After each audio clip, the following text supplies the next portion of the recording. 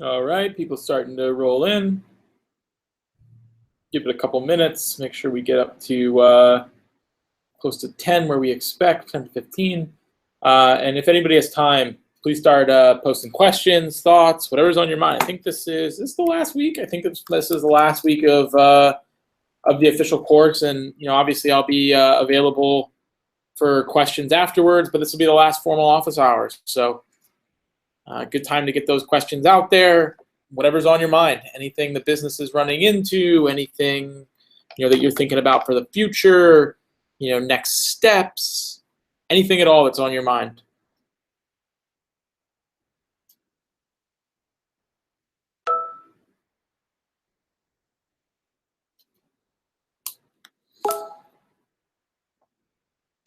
All right, let's jump into it. So first question from Infant. Any advice on hiring in general, especially your founding engineering team? Also, when or how is best to fire somebody? Yeah, so I think, one of the best philosophies. So hiring and firing are obviously both extremely, extremely important. And the classic theory is hire slow, fire fast. And what that means is really take your time when you're hiring somebody early. Every person on your team has such a profound impact on the culture, on how hard people work, on the talent level of the team, that it's really it's better to move a little slower and really make sure that when you bring people aboard, your batting average is really high, so that 70-80% of the people you bring aboard are super smart, super talented, they fit the culture, they're going to work hard, their values align. So that's interviews, that's in the early days, whatever your thing is. So for some people, that's take the candidate to go get dinner, or other people it's go grab a beer, some people it's go get tea or coffee, some people it's spend time brainstorming on a whiteboard. But spend a ton of time with the people that you're going to bring aboard and really feel like the people you're bringing into the company are people that you would work for. So it's always a good test, is this person good enough that if I wasn't running this company and I was interviewing somewhere else and this was the boss, I would be inspired to work for them. And it's incredibly important. So on hiring people, the biggest philosophy is just don't rush into it. Take your time. It's always infinitely better to take a little bit longer and get the right person than to end up with the wrong person. Now, inevitably, you will end up with the wrong people in various spots, and different companies have different hit rates, and different people are different judges of talent. I think over time, your instinct for whether or not somebody can perform gets better and better and better. But short term, you're going to have to make some gambles where, let's say 70-80% of the people that you hire are good, but there are still a few people who, don't meet the bar. And in those cases, it's the flip side of hiring slow is that when you do hire the wrong person, it's unbelievably important to fire them quickly. And I think actually Lars Dalgaard, I'll post it in the channel, but let me see, fire fast. He posted a great blog article, which I'm posting into the Mattermost channel now. But when you realize that somebody is not the right fit, and it's usually an instinct thing where you just think, oh wow, this isn't what I expected, and this person probably isn't going to make it.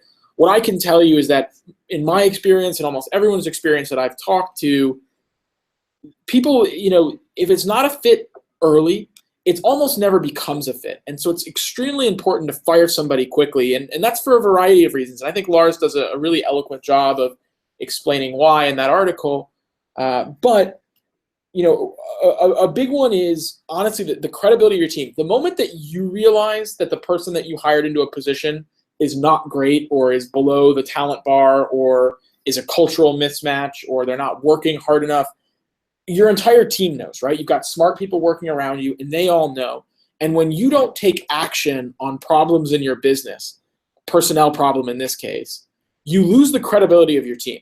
Your team needs to know that you, as a founder or a leader, are always going to act extremely quickly to fix problems. They can trust you to stay ahead of things and to keep the company on the right path. And so I think for people like myself that are naturally empathetic and really want to believe the best in people and want to give people second chances, and also, frankly, hate firing people. It's a very awkward thing to do. It's very uncomfortable. It's damaging for them. It's something that people that are conflict adverse really shy away from, and they find excuses for themselves about why they shouldn't fire the person. But the reality is, you just got to bite that bullet and get it done. And I've never had somebody that I felt like, man, I should really fire this person, and then 6 months later thought, oh, thank God I didn't fire them. They've been great. Almost any time that I had that instinct, it was the right instinct. And historically, I've waited far too long, and it's even damaged some credibility with some of the leadership positions. It's really taken me a long time to get back. So it's important that the company knows that you will always do what's best for the company, and that you'll act extremely quickly. So when someone's not the right fit, the faster you can sit them down and say, listen, even within a month or 2 months of them starting, listen, this just isn't working out the way that I thought it would. Let's transition you out, the better. So hire slow, fire fast. Really important philosophy, and I definitely believe in it. And that's coming from somebody who was super conflict adverse and hated firing people in the early days. Okay, question from Joshua. Hey, Walker, thanks for taking the time again. Happy to. I really enjoy doing it. The office hours last time seemed super focused on go faster, faster, faster. Love that. Any shortcuts / brain hacks to cut through the list of the million things that you could do and maybe shouldn't go after, so you can go faster, or find ways to get to your goals faster? Well, I think first it starts by aligning against what is that goal. So different companies will be different things. It could be user growth, it could be revenue, it could be proof of concept on a technology. So first is getting alignment about what is the goal.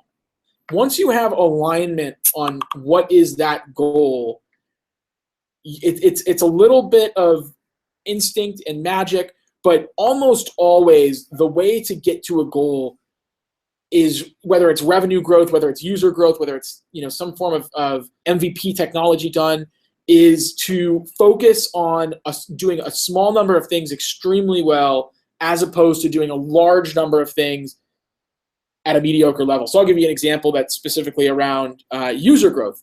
So with user growth, rarely does a company, especially in the early days, in fact, almost never in the early days, open up 6 growth channels, of which all grow at a moderate pace, and they've got 6 types of customers, and they grow their business into being a great business that way. Almost always, great companies in the early days will pick one specific user segment, and they might test their way super quickly to find the user segment that has quote unquote heat, that's naturally responding to the message, that has product market fit. But once they find something that has some form of heat, they quadruple down, get rid of every other distraction, and just maximize that focus. So when you're trying to get rid of the list, the sort of the long to-do list, first make sure that everybody on the team is aligned against the goal. So you have clarity on what exactly you're trying to go out and achieve together, and then look for something that has heat to get you there. So I'm kind of focusing down on sort of the revenue growth example, but I guess what I'm trying to say is that in the vast majority of cases, if you really look hard at your to-do list and you sit down with your team and you go through it, what you'll find is that 1 or 2 items on that to-do list deliver 70 or 80% of the value of it. Like, there's a couple things that make a big impact, and then a lot of things that could make a small impact. And you just want to completely forget the small things. Don't get distracted by them. Don't cop out to do them, and focus on the things that are going to really make a big impact, whether that's a specific user segment that's working, just pouring yourself into being the best possible you can be for that user segment, or whether it's a specific element of your technology so you could get the MVP out, but dropping all those minor features that aren't really that important. You think you want them long term, but they're not really going to differentiate you. And I think this also touches back on the lesson that or the metaphor that I've continued to touch on, which is painkillers, not vitamins, right? So if you look at your to-do list, you're hopefully going to have a couple items on there that are really painkillers, and then a lot of vitamins. just don't think about the vitamins for now. It's fine to record them and have them off in, your ice box, but focus all of your efforts on doing a couple things unbelievably well. And specifically in the case of growth, revenue growth, which is often, the goal of an early stage company, what I would say is if you haven't found heat, your job is to iterate as quickly as possible, really not focusing on scaling, do as many things as possible to find a pocket of customers that's really going to work for you. And then once you've got that sort of heat of, oh, wow, this specific market segment really seems to work, you just let that be, growing that market segment absolutely consume you, push everything else off to the side, and just quadruple down on growing that specific business line. So it's just about not letting other things into your mental focus. And I think that, it's not that if you think of a to-do list and you have 10 items on your to-do list, it's not that items 3 through 10 are ROI negative. It's just that the moment that you let more and more things creep in, you're pulling focus off 1 and 2, and you're going to end up doing a worse job in your core focuses. So I would say it's just align on the goal, and then don't be afraid to only do 1 or 2 things unbelievably well. You can always do the other elements later, but focus one at a time. Don't multitask. Don't spend 3 hours of your day building one feature, then pivot and do 3 hours on another. One thing at a time, highest priority down the list. Question from Jared. Hey, Walker, if you are doing a big platform integration, what percentage of time resource would you dedicate? What are some good questions that don't cross bounds to ask with your new partner at a metrics level? Thanks. Yeah, I think that a big platform integration, it obviously depends on the stage of the company, but big platform integrations, the first thing that I would always caution is BD deals and big platform integrations fail at about a rate of 70%. Like in my experience and in folks that I've talked to, most of those sort of home run swings of plugging in don't end up panning out. But that said, one, you have an instinct about sort of the efficacy or where you stand on this deal, whether or not you're going to trend towards a higher percentage chance of success or if this is really a gamble. And two, for an early stage startup, there's nothing wrong with a 30% chance of a big partnership working really well, especially if it has implications for being able to expand it. So, the heat of, you can do this integration as a heat check about a strategy. Okay, could we do a lot of these integrations to get this done?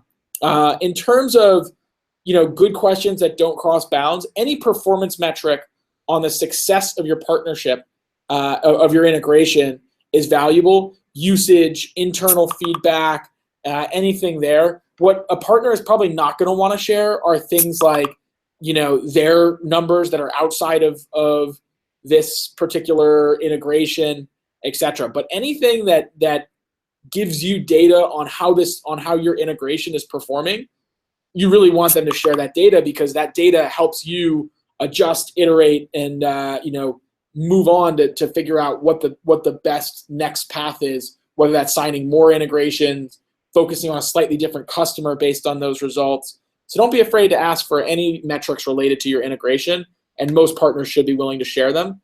If you were a big company and you were betting your future on one big platform integration, I'd say, hey, careful. They usually fail. But if you're a startup, a 30% chance of hitting it big is more than you could ever ask for. So I would say make sure it doesn't become a distraction if you've already got something else working.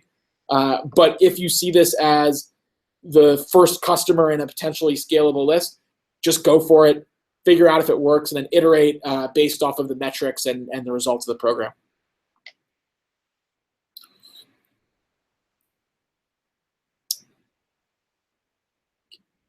Got a couple questions coming in. Let's see.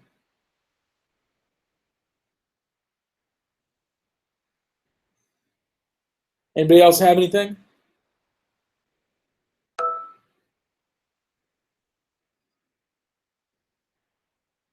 Question from Infant. How do you motivate your team when your growth is halted or you are not getting enough traction, etc.? It's easy to do when you have team members who fully believe in your product, etc. but how do you motivate those who are doing this part-time or remotely? This goes back to why the CEO must always be the best salesman in the company. Raising money, hiring new people, and keeping existing employees motivated is all a matter of pitching, right? You're essentially pitching the same thing, which is for existing employees, continue to invest your time into this company because there will be a reward at the end of the day, and we'll figure it out. So the number one thing is you got to be able to sell. A great pitch can get around at least for some period of time, slow growth or not enough traction, etc. But at the end of the day, the reality is that nothing motivates like winning and success. I think there's like a classic Billy Beane quote that I always go back to, which is, when he was coaching the Oakland A's and he took it from a team that was basically losing all their games to a team that was really good and winning all their games. Somebody asked him, wow, the locker room morale is so high. Everyone's having so much fun. What did you do to improve the culture so much on the A's? And he just said, we just win. When you win, people are happy. So I would say that you need to be a great salesman and use that to really springboard your team as much as you can. But the other side of it is that, being a realist, you can't expect your team to stay unbelievably motivated forever when growth is halted or you're not getting enough traction. You've got to find a way to get some momentum. Now, there's some strategies for doing that. One of them is, so you've probably got your highest level figure, right? So you've got, let's say it's user growth. So user growth is the total number of users on the platform is your highest level metric, and that's stalling out or it's declining, whatever it is. Really unmotivating, right? But now let's say that underneath that, you've got a strategy for a specific new type of customer that you believe could be the future of the company, and that metric is growing. It's just the old customers that's declining. You can focus your company on that future metric and say, don't look at total user growth. What I want everybody to focus on is user growth of this new SMB space that we just opened up. Look how well that's growing, and really align people to that being the metric for success. So I would say, one, continue to work on your pitch and really don't be afraid to share that pitch with your team, or not just share it, pitch them on why they should invest their time in the company. Two, be a realist that without traction or growth, there's only so much you can do. You're only plugging the gap temporarily. Eventually, momentum and morale will drop if you're not getting traction. So you're able to plug the gap shortly. Some strategies for extending that plug or being more effective with keeping people fired up are, one, focusing on a metric that's smaller than the North Star metric, but is showing positive signs. Hey, look at this part of our business that's doing really well. Doesn't even need to be a specific user segment. Can also be retention or revenue per user is expanding, whatever it might be. But there's usually a way to focus down on that. And then the final thing that I would say is that anyone who's part-time or remote, they're naturally going to have less devotion and be less all in and gung ho than somebody who's full time. It's a reason that a lot of companies and a lot of investors really shy away from remote employees and part-time employees because they're not as all in as somebody who's joined the team. So those would be my points. Is be a realist that the only way to really drive unbelievable morale and traction is to get growth. And without that, there's some ways that you can plug the gap, but you got to find a way to get that momentum and growth going, or there's only so much you can do. Question from Phil. Once you find a customer segment that responds to your offering, how do you handle feature requests? Of course, customers will ask new features. What's your advice on how to respond to those? They can make your early customers happy, which is great, but can also pull you off course of the product roadmap. Absolutely. So, good question. So once you find that initial product market fit and you start to get customers and you of course you want to talk to them, all of them are going to have suggestions for features, right?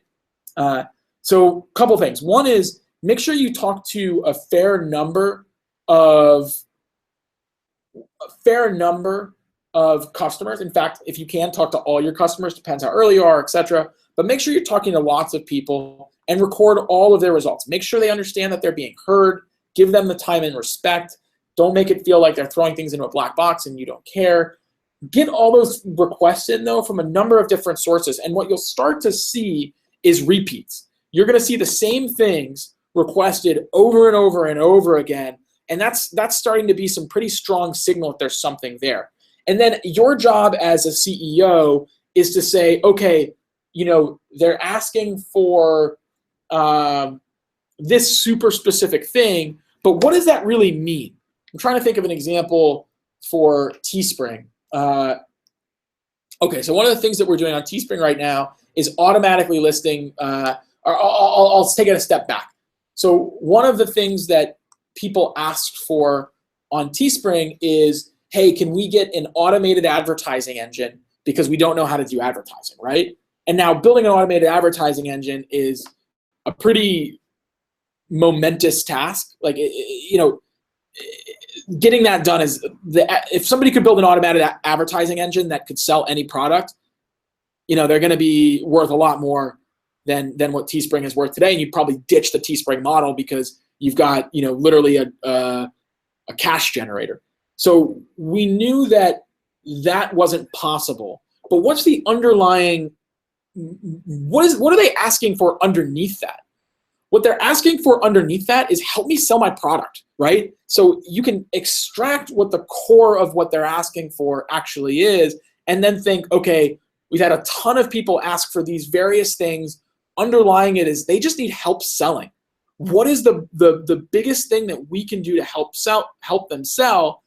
And for instance, the way that Teespring responded is we now automatically allow people to list their product to eBay, Amazon, Walmart, etc., which helps them get in front of more customers, which helps them drive the sales, which is what they were looking for underneath it. So you've got to kind of get a lot of feedback in, so you have a lot of signal, and then try to think about the why, not what specifically they're asking for. What's the underlying, what are they trying to really solve for themselves more so than the specific feature that they're asking for? So that's how I would respond to it. Definitely don't just build every single thing someone builds, but I also think that don't get too attached to your product roadmap. Very rarely is the product that people launch the product that finds market fit. I'm not saying you should disregard your roadmap and just follow growth, but you got to be willing to accept these the user's input and react to it, and not be afraid to discover something new. So I think the companies that respond to every single feature customers build and build every single thing, that's a really bad model. Oftentimes customers don't really quite know what they want and they're just kind of throwing things out there. But on the flip side, companies that don't care what the customer says and are just specifically executing down their own product roadmap, that's also a really bad approach from what I've seen, because oftentimes you're not iterative enough to look at how people are using the product and respond to that. Question from Jared. When I am doing support desk, I'm shocked by how happy people are in general. Is this normal? Is this a fluke? Sounds like a fluke to me. I'll tell you, in the in the early days of Teespring, that support channel was ugly. So that's a great sign that people are that happy. I do think it's pretty unusual, and you should learn from that, right? So anytime you see an anomaly in your business, even as small as, wow, everybody on support chat is really happy, it's probably a pretty good sign that you're pretty feature complete, or that you've got a really good product market fit. And then how do you react based off that information? Well, you probably expand your effort to bring people aboard if the customers that you have are super happy. So I would say that's a fluke. Anytime there's a fluke in your business, mull it over, figure out how you can react to it, figure out how you can take advantage of it.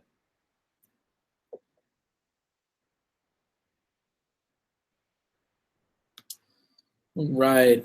Any other questions today, guys?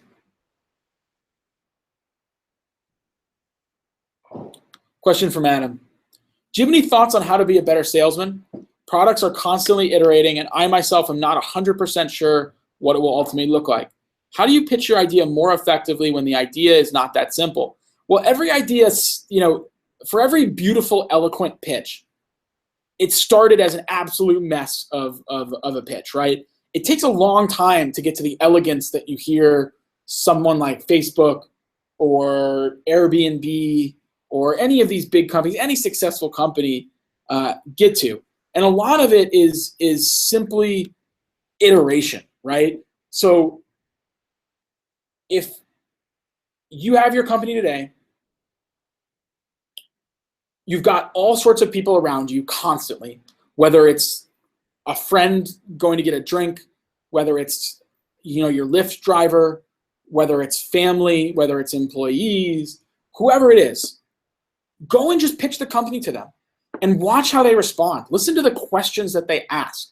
Listen to where they get confused or what they fall on, and adapt it, iterate it, write it down. And when you send it to somebody and they keep saying, but what about, like, I don't understand. So you do X, you go, okay, well, I don't understand why they keep thinking I do X. What in my pitch is confusing them? You can even ask these people, oh, interesting. No, we don't do X. What would make you think that? Oh, well, when you said that, you automate this, I inferred that you did that. Okay, well, in the future, if you hear that a couple times from a couple different people you pitched to, maybe adapt that part of your pitch, because clearly it's not getting through.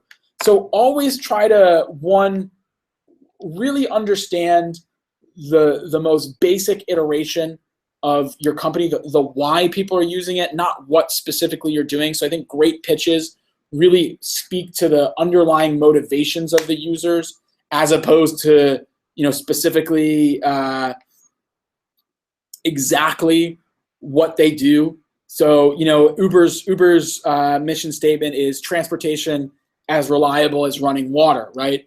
And that speaks to what they're really doing is providing a reliable transportation network. That's what Uber does. You always know that you open the app and there's going to be a car within X minutes from you. And that predictability and reliability is such a step up from, previous cabs where you'd call and it was nebulous, and public transport, which can be nebulous as well. So they figured out that the real why was the reliability of the system. And then that's what they pitch. They're not going out there and pitching, oh, well, you can press a button and get a ride. And I guarantee they pitched it that way in the early days. In fact, the old motto was everyone's private driver. But then when they finally got to the why, the underlying cause, they were able to sort of iterate to come up with that more eloquent pitch. So for you, it's simply practice. Get out there and pitch a ton. Listen to people's feedback just like you'd listen to feedback on your product, and iterate and adapt so that it gets better over time. It's not going to be perfect right away. It's not going to be, this beautiful, eloquent thing. Let it be a living, breathing, whatever you want to call it, document, a living, breathing pitch that's constantly getting better. When people are confused about something, refine or iterate on that specific aspect of it so you can get rid of that confusion. When your business model changes because your product is actually iterating, refine your pitch to reflect that. When you learn something deeper about the underlying motivations of your users, make sure you get that into your pitch. So it's just a process. There's no silver bullet for it. It's just time, practice, money. Sorry, not money. Time, practice, and being flexible. And every idea, by the way, doesn't seem that simple to begin with when you start a pitch. And then over time, you'll find a way to break it down into its simplest form. So just challenge yourself. Say, how would I if I only had one sentence to describe this, or two sentences, how would I describe it? And do your best job, and then tell that to people and hear their feedback to go, see if they're confused about what that means, or if they're able to make the leap of logic to what you're doing. But I think a big part of it is just not being shy. And I'm naturally an introvert. Like, I'm not the type of person that particularly wants to talk to the person that's sitting next to me on a plane, right? I prefer to do my thing. But in a startup, you really got to break that boundary so you can learn to be a salesman. And any opportunity where you have a chance to talk to somebody is an opportunity to get feedback and to hear another perspective on what you're doing. From Larry, what would an automated advertising engine look like? Essentially, you can go hire a performance marketer, right? So you can hire a Facebook advertiser or a Google advertiser or any other marketing, basically results-based marketing specialist. An automated system would be essentially giving you that value in a streamlined way. So doing what used to take a human to do and figuring out how a machine can do that. What are the questions that a performance marketer would ask you before they get your advertising campaign going, and then can the system ask you it, and then what does a performance marketer actually do? How do they set up the ads? How do they adjust the ads? How do they refine, etc.? And can you automate that? But a pretty enormous task, and I think it's I wouldn't say it's outside the realm of possibility, but very, very hard to do.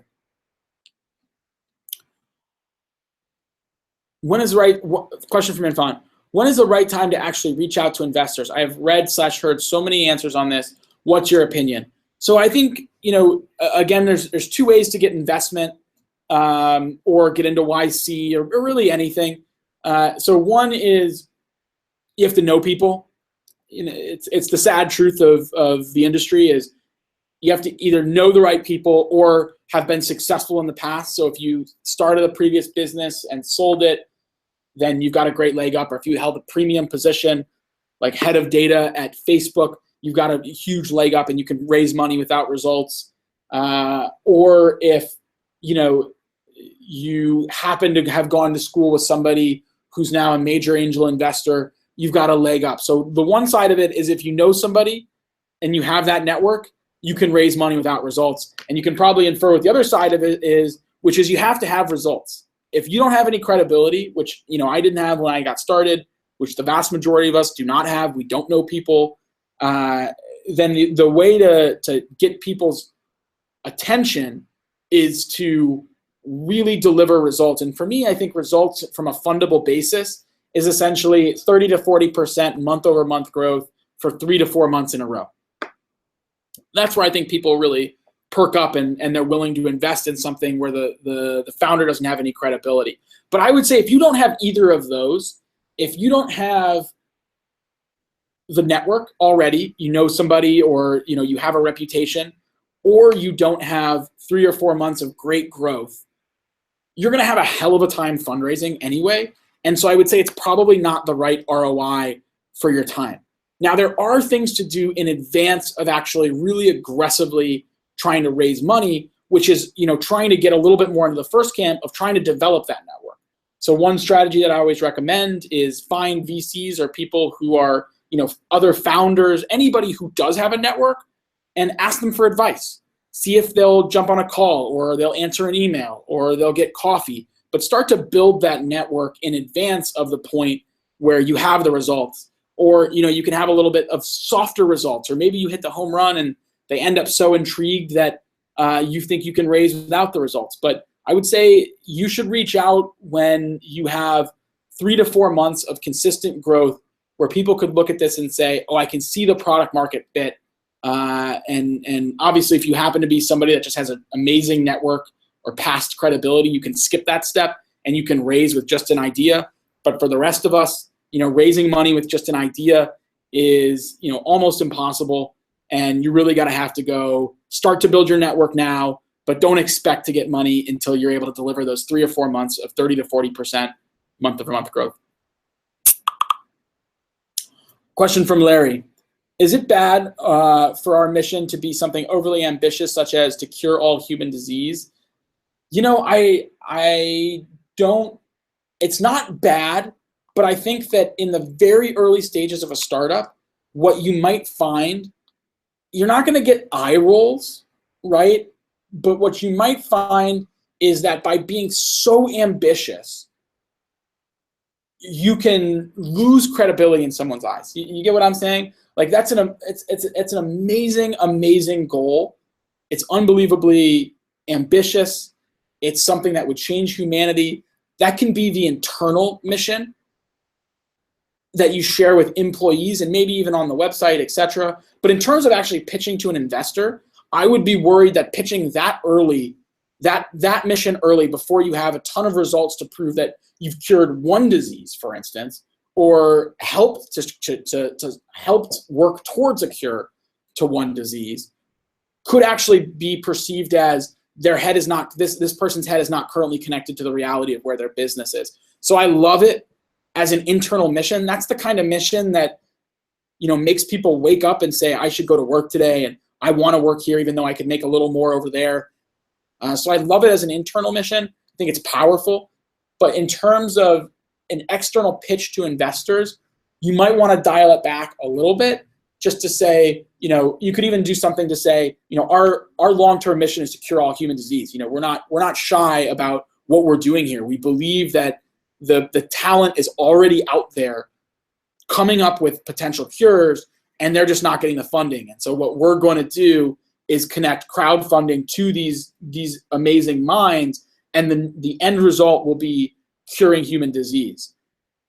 And then say, but our short-term mission is really making healthcare funding more accessible for the broader market. We know the consumer demand is there. We know the supply is there from researchers. So you can take it, you can lay out the big picture, but then take a step back to make sure that people know that you're rooted to the ground, that there's such a big distance between where you are today and where you want to be long term, that you comprehend that.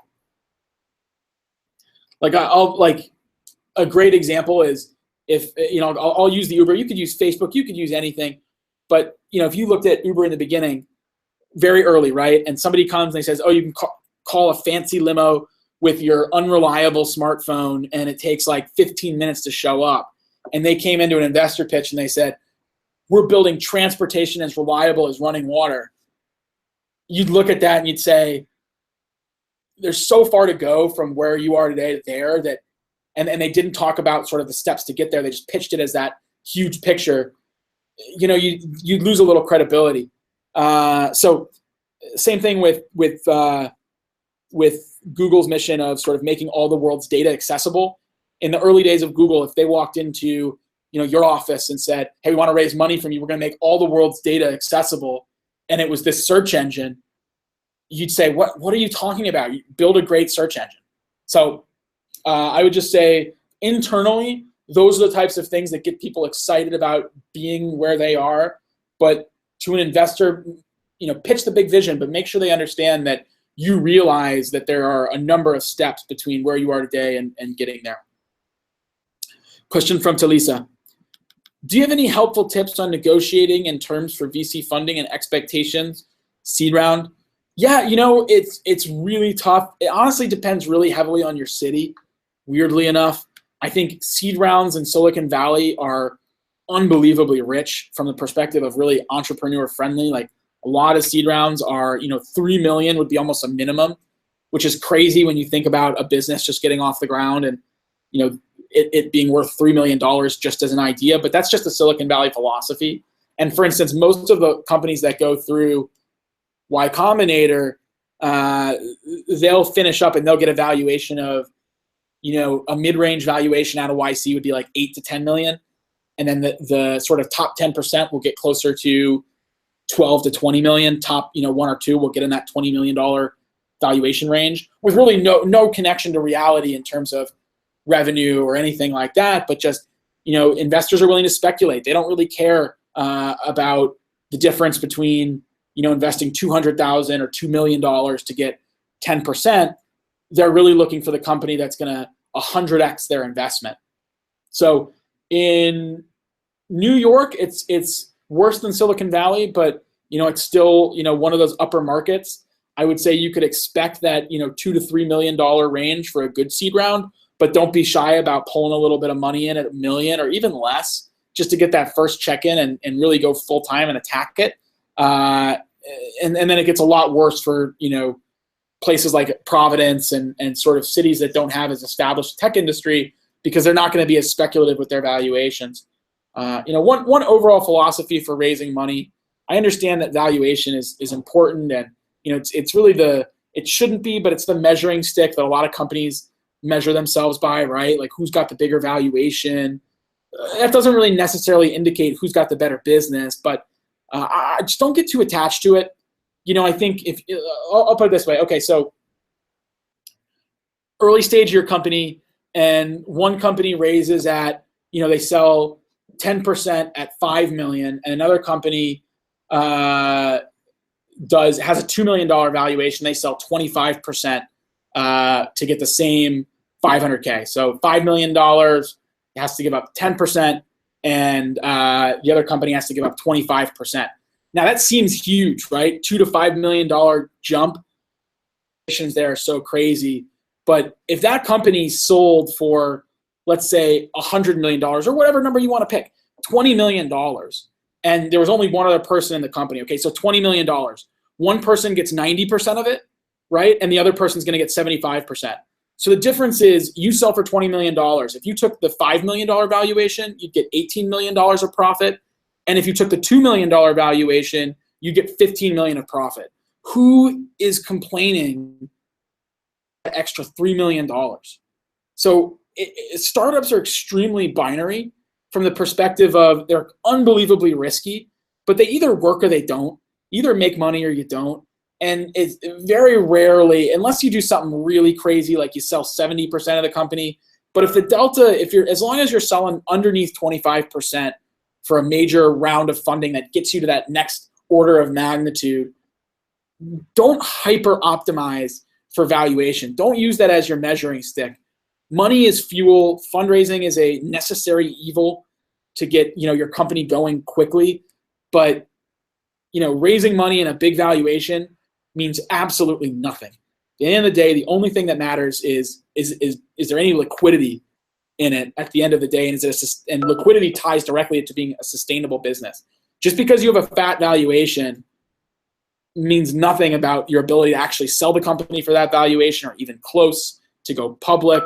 All it means is that you convince somebody to take a bet on you at that level. So don't over optimize for valuation in the early days. Optimize for your product and for hypergrowth, and everything else will come. Once you have hypergrowth and you have your pick of any investor you want, and you have such confidence in your business, then sure, spend a little more time on it. But right now, you want to be putting as much time as you can against building your product, talking to users.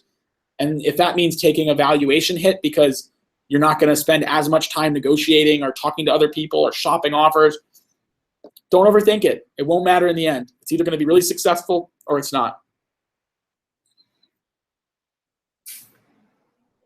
Okay. Any other questions?